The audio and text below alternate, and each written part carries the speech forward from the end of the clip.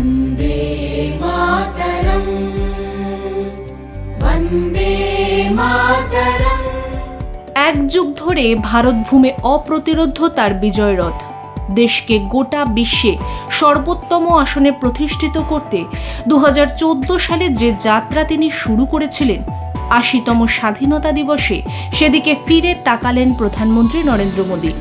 সঙ্গে 2047-এ বিকশিত ভারত গঠনের তার স্বপ্ন ও সেই স্বপ্নকে বাস্তবায়নের রূপরেখা তুলে ধরেন প্রধানমন্ত্রী। যুব সমাজকে দিশা দেখাতে তার সরকারের একাধিক পরিকল্পনার কথা জানান তিনি। এদিনের ভাষণে প্রধানমন্ত্রী মনে করান ভারতবর্ষের উত্তরণের সেই স্বপ্নসম কাহিনী।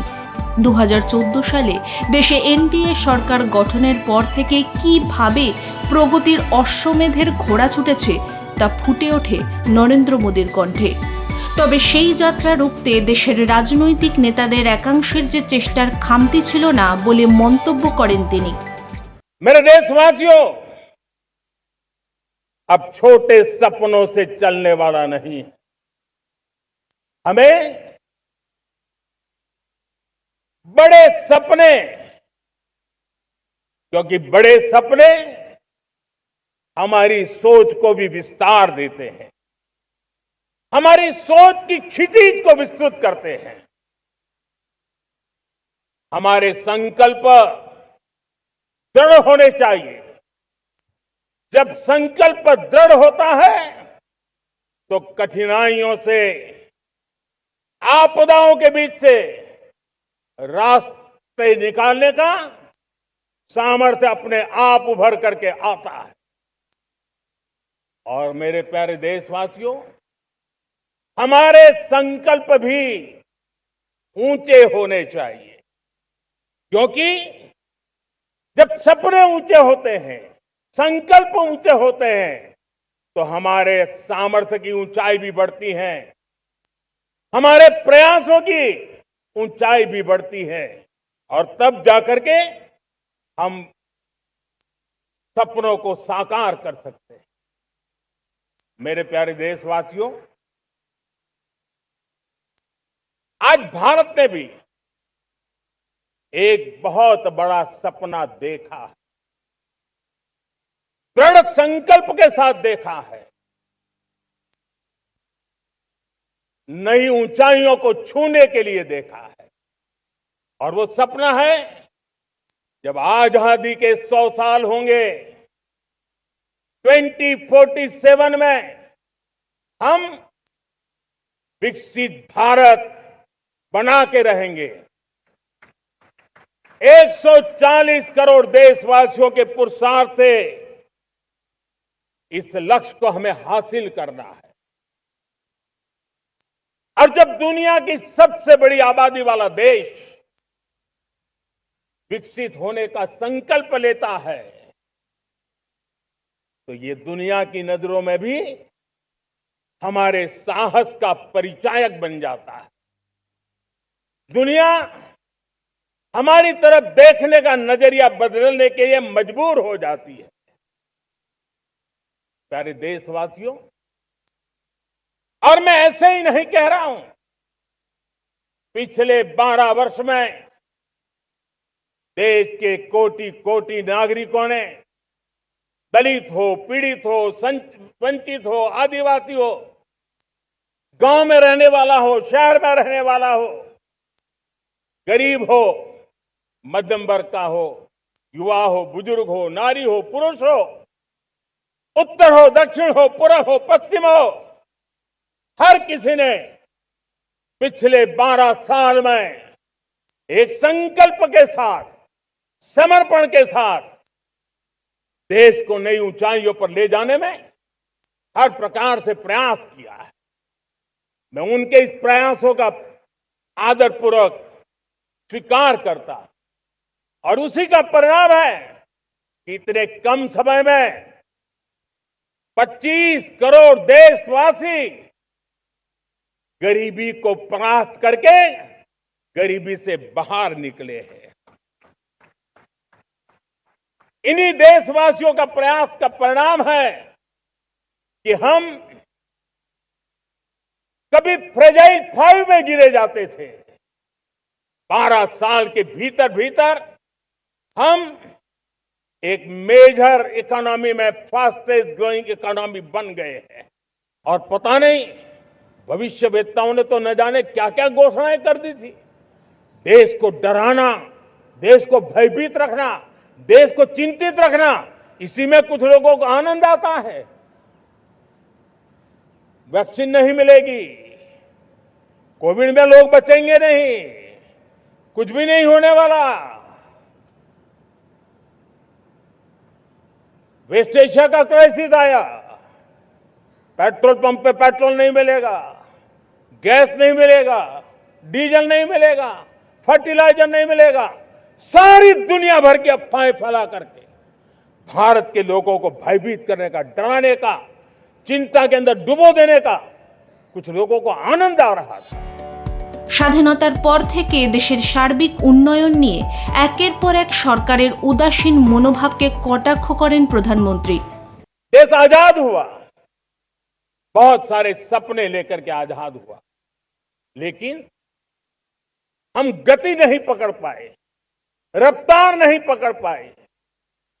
होती है, चलती है, अरे हो जाएगा, देखा जाएगा, उसी में खोए रहे। 2014 तक आते आते तो पूरे विश्व ने हमें फ्रेजाइल 5 के उस में डंप कर दिया था। ऐसे समय पिछले 12 साल में भारत ने एक नई रफ्तार पकड़ी, तेज गति से हम आगे बढ़ रहे हैं। और देशवासियों का संकल्प है कि अब 140 करोड़ देशवासियों के संकल्प को, सामर्थ्य को रोकना नामुमकिन है। নিজের সরকারে সাফল্য স্মরণ করিয়ে প্রধানমন্ত্রী বলেন, डिफेंस प्रोडक्शन करीब 4 गुना, खादी और ग्रामोद्योग का उत्पादन करीब 5 गुना हुआ, इलेक्ट्रॉनिक मैन्युफैक्चरिंग करीब 7 गुना बढ़ा, आधुनिक रेलवे कोच का निर्माण 21 गुना बढ़ा, मोबाइल फोन उत्पादन 33 गुना बढ़ा। इतना ही नहीं, आधुनिक युग को देकर के भी डिजिटल और इनोवेशन की दुनिया में भी हमने अपना परचम लहराया। इंटरनेट यूजर, इंटरनेट कंज्यूमर करीब करीब 4 गुना बढ़े, पेटेंट ग्रांट होने की संख्या 4 गुना बढ़ी, डिजिटल ट्रांजैक्शन 100 गुना बढ़े। सामान्य मानवीय की सुविधाओं की तरफ भी हमने उतना ही गंभीरता से काम किया। हर साल औसतन 15 गुना ज्यादा तेजी से हमने नल से जल कनेक्शन दिए। हर साल औसतन 6 गुनी ज्यादा रफ्तार से लोगों को गैस कनेक्शन दिए। हर साल 4 गुनी रफ्तार से गरीबों के लिए टॉयलेट बनाने का काम किया। हर साल 3 गुना ज्यादा तेजी से गरीबों को घर देने का काम किया। देश ने गवर्नेंस में भी बहुत बदलाव लाया, हजारों की संख्या में कंप्लायंसेस खत्म किए, सैकड़ों की तादाद में पुराने कानून खत्म किए। पिछली शताब्दी के कानूनों से 21वीं शताब्दी की मार्च नहीं हो सकती। हमने आधुनिक इंफ्रास्ट्रक्चर के लिए मेट्रो का विस्तार किया। हमने पब्लिक ट्रांसपोर्ट को ताकत दी। जिस स्पीड से काम, जिस स्केल पर काम किया, ये सब, ये रफ्तार, ये विस्तार, ये अचीवमेंट आजादी के बाद पहली बार पिछले 1 दशक में। আরও একবার আত্মনির্ভরতার বার্তা দিয়ে প্রধানমন্ত্রী বলেন, लेकिन उसके लिए आत्मविश्वास की जरूरत होती है, आत्मगौरव की जरूरत होती है, और साथ साथ आत्मनिर्भर भारत होना भी बहुत जरूरी होता है। और इसलिए बीते वर्षों में हमारा कन्विक्शन रहा है कि भारत को हमें अब दूसरे देशों पर निर्भर रह करके नहीं जीना है। দেশকে স্বনির্ভর করতে নিজের সরকারের একাধিক সাহসী পদক্ষেপেরও উল্লেখ করেন তিনি। कई बार संसाधनों की कमी के कारण देश रुकता नहीं है, लेकिन रुकने का कारण सोच की सीमाएं होती हैं। जब सोच बंद जाती है, सीमाओं में सड़ने लग जाती है, तब हम अपने सामर्थ्य को भी पहचान नहीं पाते हैं। देश को आज कच्चे तेल पर निर्भर रहना पड़ रहा है और हमारी गलत सोच के कारण है। आप जान के हैरान हो जाएंगे, हमने समुद्री तट पे 99% हमारा समुद्री तट का पूरा हिस्सा ऐसी सोच के कारण नो गो एरिया घोषित करके रखा था। हमने ही समंदर के अंदर जाकर के एक्सप्लोरेशन न करने का निर्णय कर लिया था। ये सोच का दारिद्र्य था। हमने फैसला किया ये नहीं चल सकता। हमने उस 99% को, जो कभी नो गो एरिया हुआ करते थे, हमने उसको गो एहेड एरिया के रूप में खुला कर दिया है। और अब हम समुद्र के भीतर भी एक्सप्लोरेशन करने की और नए नए भंडार खोजने की दिशा में हम प्रवृत्त हैं, हम प्रयास कर रहे हैं।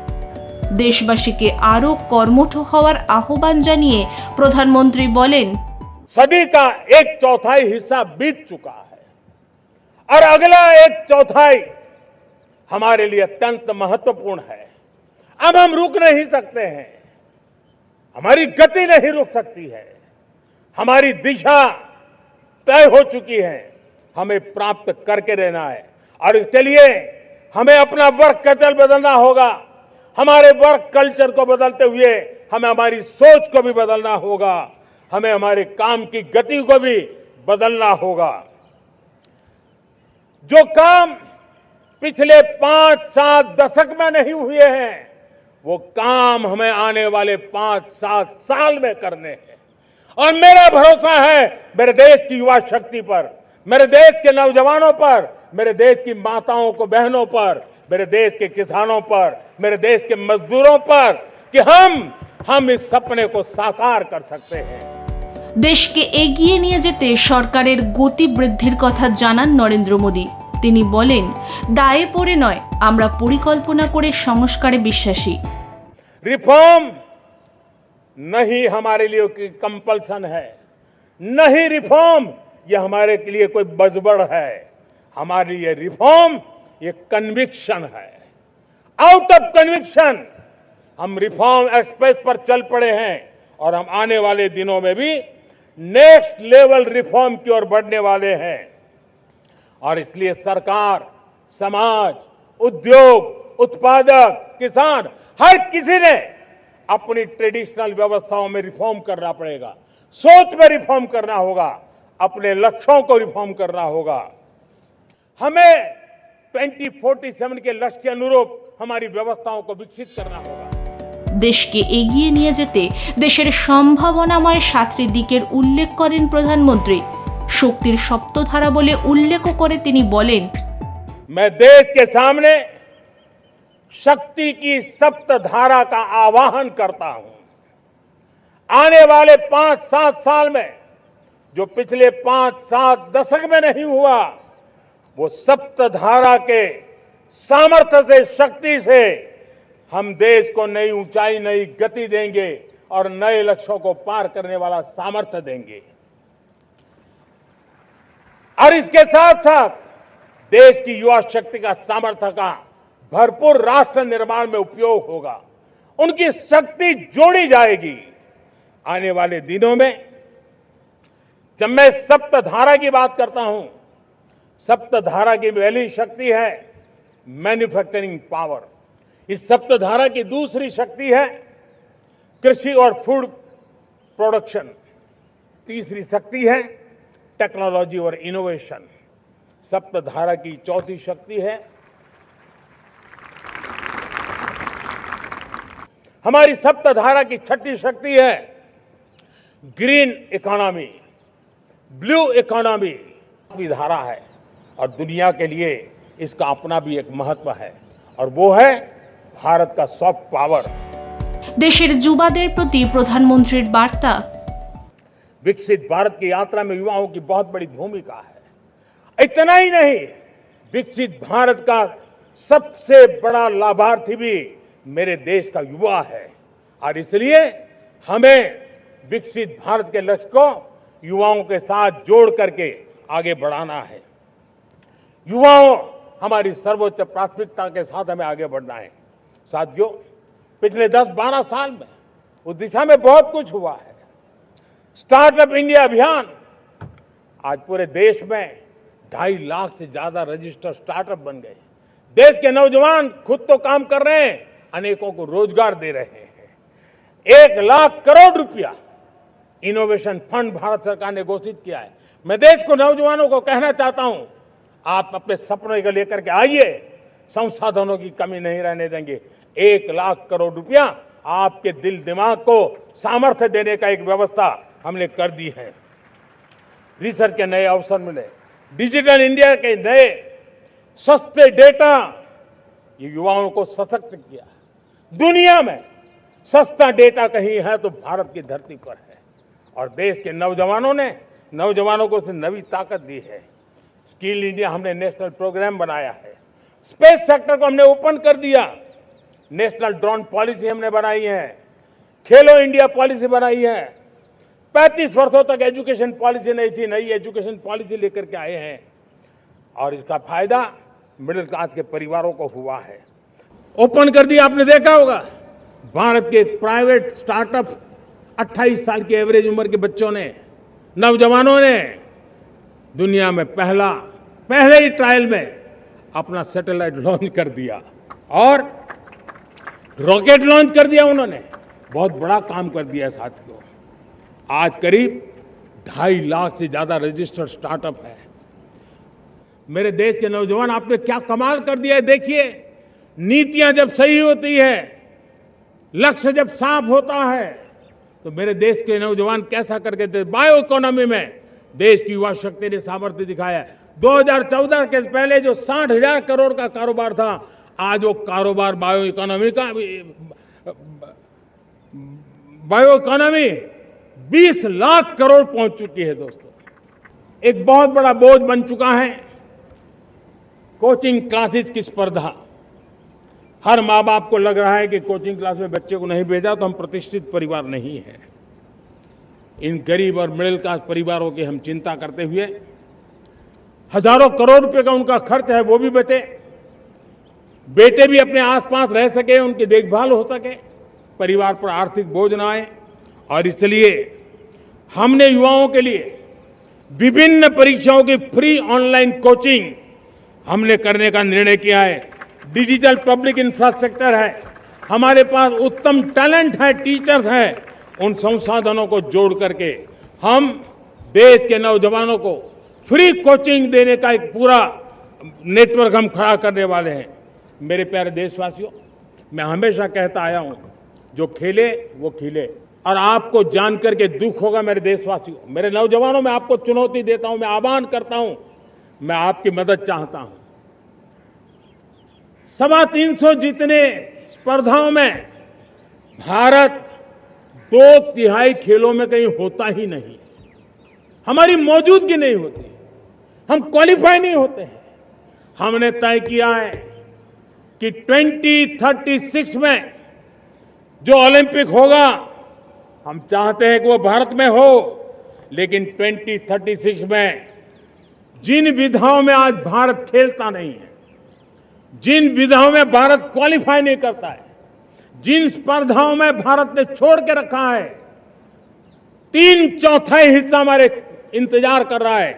भारत उस पर बल देगा और इसके लिए हम टैलेंट हंट का एक अभियान भी चलाना चाहते हैं। हमें अगर 2036 के लिए खिलाड़ी चाहिए तो आज जो 5 साल, 10 साल, 15 साल की उम्र के नौजवान हैं, बेटे हैं, उनके तरफ ध्यान देना होगा, उन बेटियों पर ध्यान देना होगा। और इसलिए 5 से 15 उम्र के बच्चों में खेल प्रतिभा ढूंढने के लिए गांव-गांव, शहर-शहर, स्कूल-स्कूल एक टैलेंट हंट का अभियान चलाया जाएगा। बच्चों की प्रतिभा को देखा जाएगा और फिर उनको स्पेशल ट्रेनिंग दे करके देश के लिए खेलने वाले अच्छे खिलाड़ी बनाए जाएंगे। দেশের সশস্ত্র মাওবাদ অস্তিত্বহীন হলেও মাওবাদী মতাদর্শ এখন শহরে জীবিত রয়েছে বলে আশঙ্কা প্রকাশ করেছেন নরেন্দ্র মোদী। শহর থেকে এই ভাবনাকে মুছে ফেলতে সবাইকে তৎপর হওয়ার আহ্বান জানান তিনি। वर्षों तक देश की सत्ता में माओवादी सोच के लोग गलियारों में अपनी जगह बना करके बैठे थे। सरकारी कमेटियों में सलाहकार के रूप में भी ये माओवादी सोच ने नीतियों को प्रभावित किया था। मेरे प्यारे देशवासियों, जंगलों में हमें हथियारी नक्सलों का खात्मा बुलाने में, उस संकट से देश को मुक्त कराने में सफलता मिली है। लेकिन हथियारी नक्सल तो गए, लेकिन दिमागी नक्सल, ये दिमागी नक्सल मौके की तलाश में है। हिंसा, अराजकता के वो रास्ते खोज रहे हैं, समाज को गलत राह पर घसीटने के लिए भांति भांति के दांव कर रहे हैं। इन दिमागी नक्सलियों को पहचानना होगा, इन दिमागी नक्सलियों को आइसोलेट करना होगा और राष्ट्र को विकसित राष्ट्र बनाने की मुख्य धारा की ओर देश की युवा पीढ़ी को जोड़ना होगा। দেশের যুব সমাজের সঙ্গে যোগাযোগ আরও বৃদ্ধি করতে সম্প্রতি একাধিক পদক্ষেপ করেছেন তিনি। এদিনের ভাষণে তিনি স্পষ্ট বার্তা দিলেন, যুবাদের ভবিষ্যতের জন্য সদা তৎপর রয়েছে তার সরকার। প্রযুক্তি থেকে ক্রীড়া, সব ক্ষেত্রে যুবাদের জন্য দরজা খোলা রেখেছেন তারা। একই সঙ্গে বিকশিত ভারতের লক্ষ্যে সময় ধরে এগিয়ে যেতে বদ্ধপরিকর তিনি। ব্যুরো রিপোর্ট, মাধ্যম।